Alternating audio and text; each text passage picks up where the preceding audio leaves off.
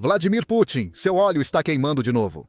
A Ucrânia enviou uma mensagem à Rússia com ataques de drones no fim de semana que devastaram o petróleo russo. Esses ataques não foram isolados. Eles foram os mais recentes em um padrão de ataques profundos, projetados para cortar as artérias de petróleo da Rússia e arrancar um dos recursos mais valiosos que Putin tem. É a morte por 1000 bombas. E agora, a economia do petróleo russo está à beira do colapso. A Ucrânia está provando que apenas as bombas ucranianas são sanções eficazes contra o petróleo russo. Vamos primeiro a Sochi. Situada em Krasnodar Krai, a 530 quilômetros da linha de frente, Sochi abriga o depósito de petróleo Adler da Rosneft. Ao lado de um aeroporto, o depósito abriga milhares de toneladas de petróleo russo armazenado, pronto para Putin enviar às linhas de frente ou vender aos poucos países que ainda compram petróleo russo. Mais de 528 mil galões, equivalente a cerca de 1.700 toneladas métricas desse petróleo, estão em chamas. A Ucrânia atingiu o depósito de petróleo Adler com um devastador ataque de drone no fim de semana. Conforme relatado pela Euromaidan Press, em 3 de agosto, a Ucrânia não eliminou todo o depósito. É muito grande para isso, pois abriga 41 tanques que armazenam milhões de galões de óleo. Mas acertou diretamente um tanque, destruindo os 528 mil galões. Mencionamos que, ao alertar Putin, algumas de suas instalações petrolíferas mais valiosas estão ao alcance dos drones ucranianos.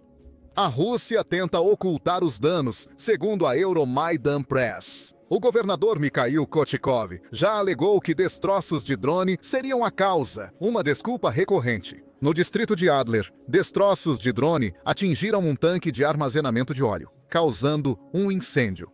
127 pessoas e 35 equipamentos foram mobilizados para eliminar as consequências do incêndio, informou o governador.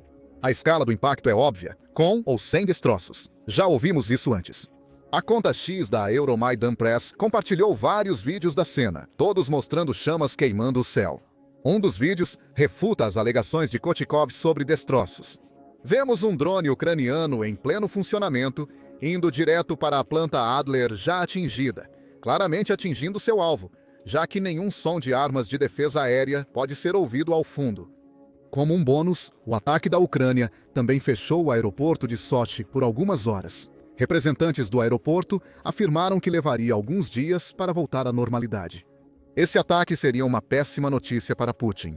O líder russo deve estar cansado de ouvir que a Ucrânia atingiu novamente parte da valiosa infraestrutura petrolífera de seu país.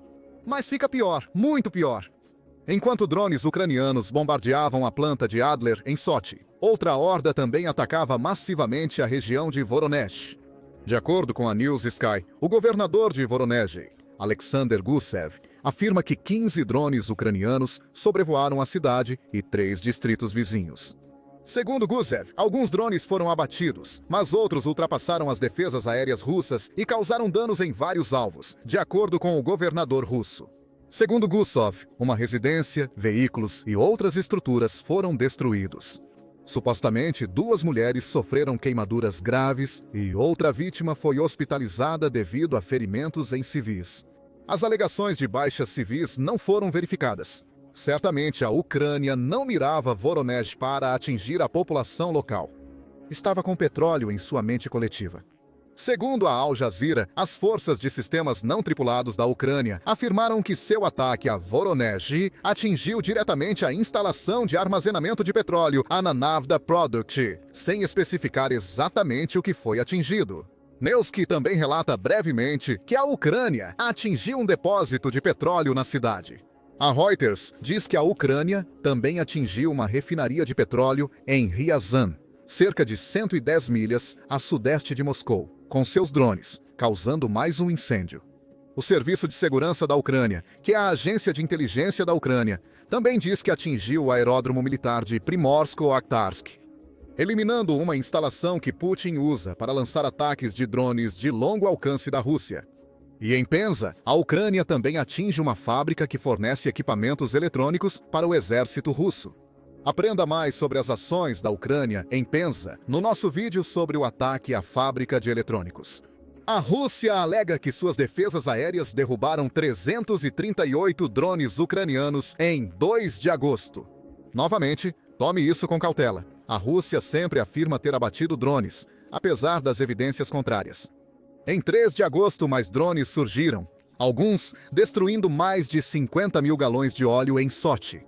Tudo isso nos diz uma coisa: a Ucrânia tirou as luvas na guerra de drones de longo alcance, e seu objetivo é claro: colocar a economia petrolífera russa à beira do colapso. Segundo a Newsky, uma nova geração de drones ucranianos e táticas inovadoras estão permitindo ataques mais profundos no território russo, alcançando distâncias sem precedentes. Taticamente, nada extremamente complicado está acontecendo. Como a Newsky coloca, especialistas notam que os drones usam uma estratégia de avanço em massa para sobrecarregar as defesas aéreas. Dezenas voam simultaneamente por rotas, velocidades e altitudes distintas. Dezenas de drones representam múltiplas chances de atingir um único alvo, principalmente quando estão seguindo rotas diversas. A Ucrânia busca sobrecarregar as defesas aéreas russas com um grande volume de drones, garantindo que eles possam romper a guerra eletrônica. Putin estabeleceu uma barreira em torno de alguns dos ativos mais valiosos da Rússia. Um segundo ponto é especialmente claro. Newsky aponta que é bem conhecido que a Rússia tem vários complexos de guerra eletrônica operando na região de Voronezh. Provavelmente, a Rússia emaranhou alguns dos drones da Ucrânia ao interferir em seus sinais e desviá-los do curso. Podemos supor que tem uma configuração de guerra eletrônica semelhante em torno de outros ativos vitais, como a refinaria de petróleo de Sochi. A tática da Ucrânia de enviar enxames de drones dá a ela mais chances de romper essas defesas de guerra eletrônica para que possa acertar diretamente. Os ataques do fim de semana mostram que está funcionando como um encanto. Essa evolução tática é acompanhada por um impulso ucraniano incansável para desenvolver drones superiores, mais rápidos e poderosos. Por quê?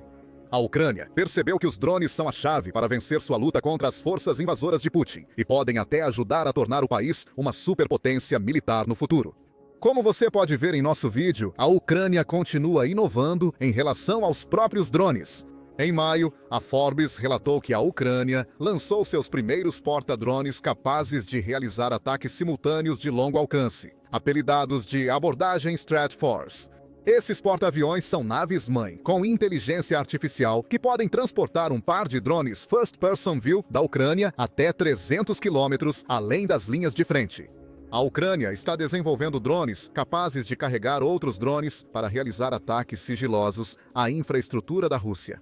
É uma invenção militar brilhante e está longe de ser o único exemplo do avanço dos drones de longo alcance da Ucrânia. Segundo o 1º de agosto, a Ucrânia está desenvolvendo um novo tipo de drone capaz de atacar equipamentos russos, além do alcance de rádio. Em resumo, esses drones poderão operar livremente, mesmo quando a curvatura da Terra impedir que os sinais de vídeo da Ucrânia os alcancem. Atualmente, esses drones estão em estágios iniciais, com a tecnologia limitada aos drones First Person View de curto alcance da Ucrânia. Os novos sistemas em teste permitem que a Ucrânia mantenha conexões com drones por até 50 quilômetros, expandindo muito suas faixas usuais. A Ucrânia quer ir além, muito além. No futuro, a tecnologia poderá ser incorporada em drones de longo alcance, dispensando a orientação por rádio e dando mais um golpe contra a estratégia de guerra eletrônica da Rússia. Se a Ucrânia fizer essa nova tecnologia funcionar, irá utilizá-la ao máximo. Em 8 de julho, Oleksandr Siersky, comandante-em-chefe das forças militares ucranianas, revelou que a Ucrânia realizou 115 ataques de longo alcance contra a Rússia somente em junho. Ela buscará ampliar esses números notáveis. E o avanço de sua tecnologia e estratégia de drones é fundamental para viabilizar isso.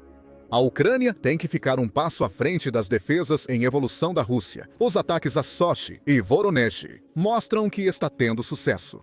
E há uma nova geração de drones emergindo que em breve tornará os ataques profundos da Ucrânia ainda mais eficazes. Os ataques visam cada vez mais a infraestrutura da Rússia, principalmente para tirar o petróleo russo de circulação. Esse tem sido um objetivo da Ucrânia desde pelo menos o início de 2025, com bastante sucesso. Em fevereiro, o Atlantic Council informou que uma série de fortes ataques ucranianos, realizados principalmente em 2025, ajudaram a eliminar 10% da capacidade de refino de petróleo da Rússia. Isso é importante.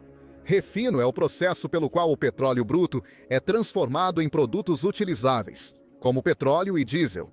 Se você desativar as refinarias, você desativa a habilidade russa de desenvolver produtos mais valiosos para seus clientes e seu exército do que somente o petróleo cru.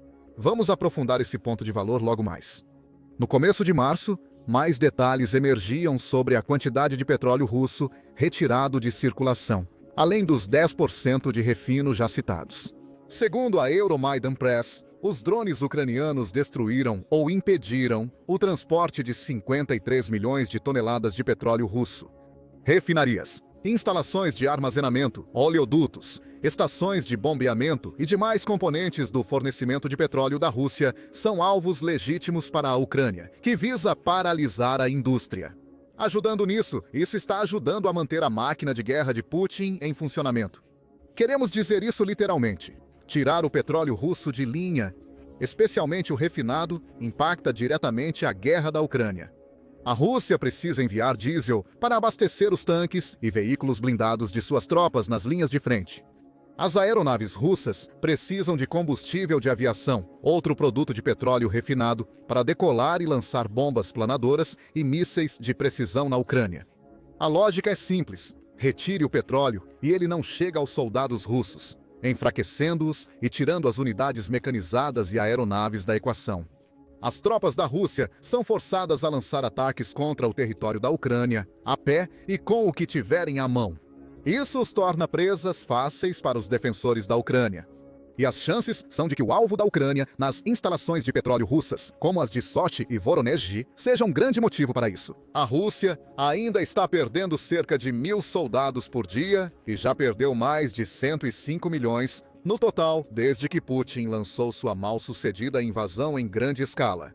Assim, eliminar a capacidade petrolífera russa é um motivo importante para a Ucrânia realizar ataques como os ocorridos em Sochi e Voronezh.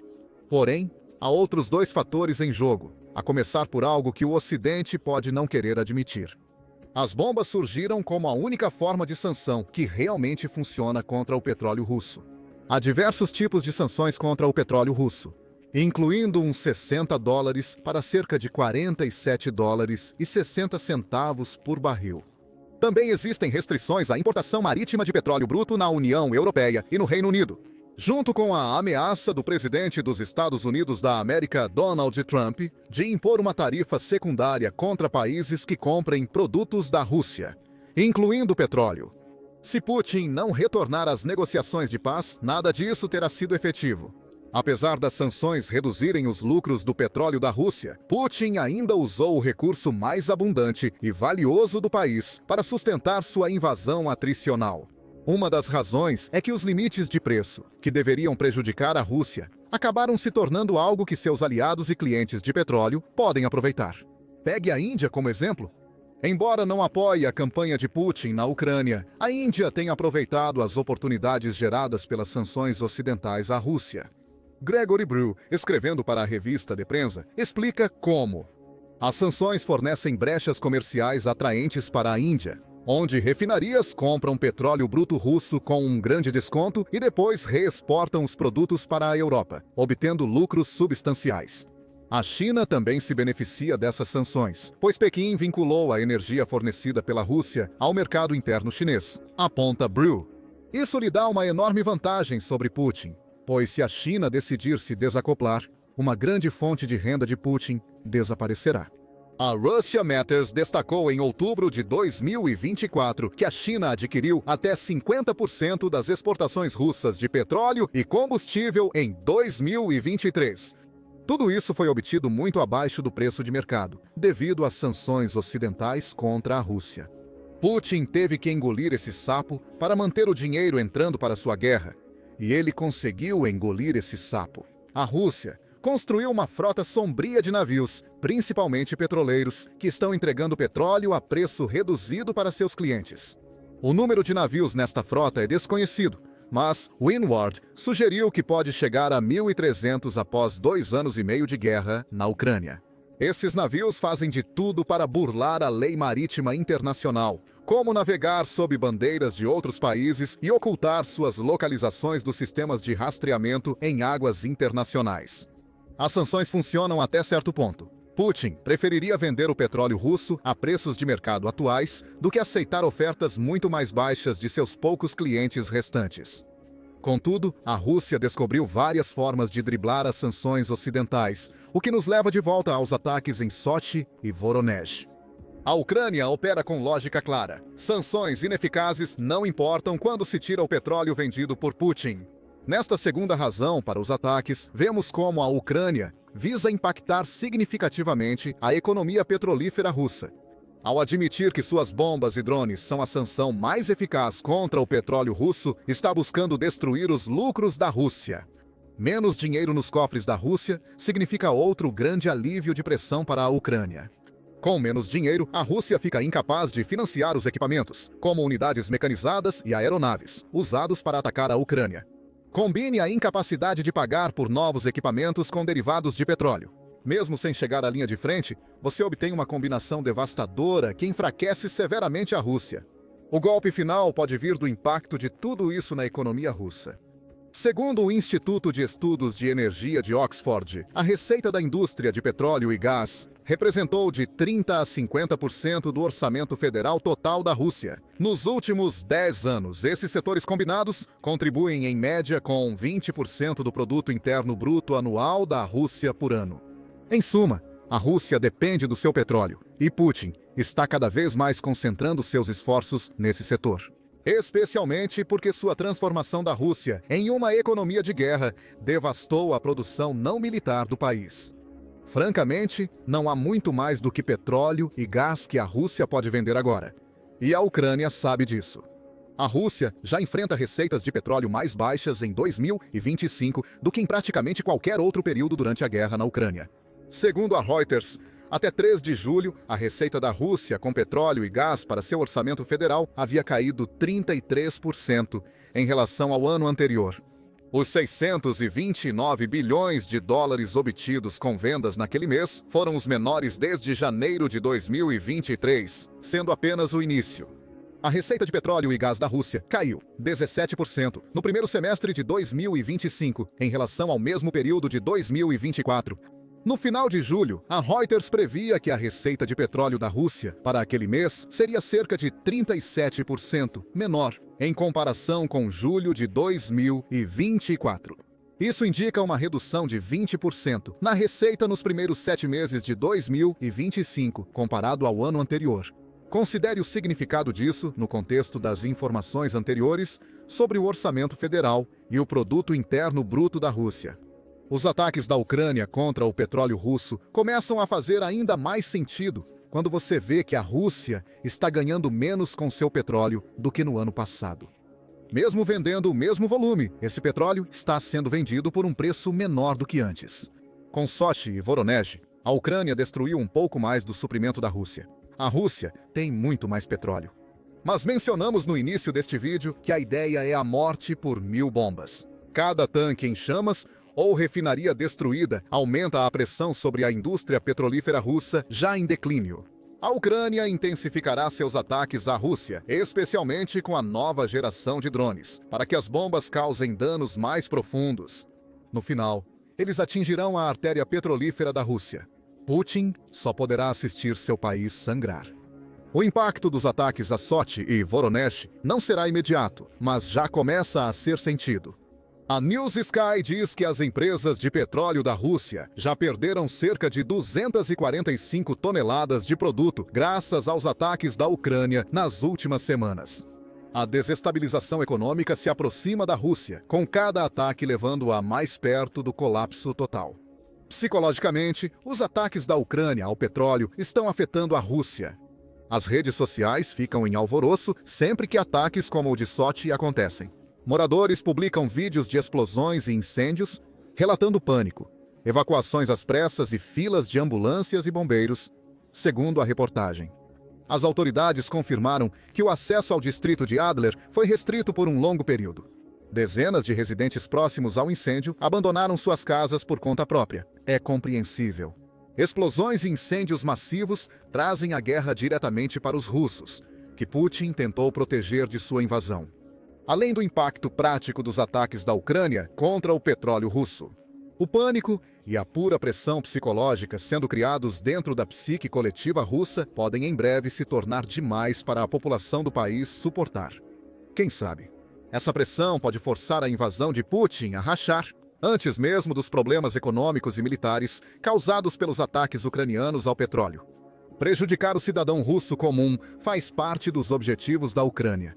Ela apresentou uma nova estratégia brutal, que, junto com os ataques ao petróleo, tornará a vida impossível para todos os russos. Dica: essa estratégia não envolve ataques a civis. Veja mais detalhes no nosso vídeo e inscreva-se no Military Show para mais conteúdo sobre as recentes vitórias da Ucrânia contra a máquina de guerra de Putin. Agradecemos por assistir.